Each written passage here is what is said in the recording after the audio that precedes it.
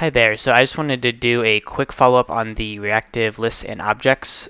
Just the weird functionality that I was talking about. This time I'm going to use two different functions. So here I've got a name variable George and a name list that puts the name variable in the list.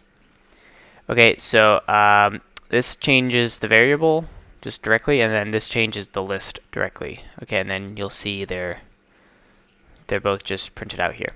Okay, so if I change the variable, wait, I gotta rerun it. Okay, so if I change the variable, that's gonna change both of them because it's reactive. Okay, so when this changes, this changes. Okay, but if I change the list then and I set this directly to Regina, I change the list like that, and then it's broken. Okay, so this reactivity based on that has been broken, but which might be expected.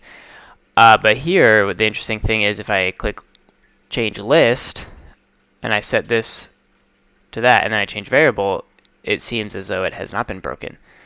But then if I come back, change list, change variable, it has been broken.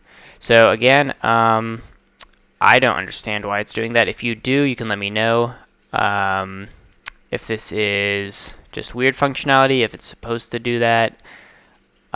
So yeah, let me know.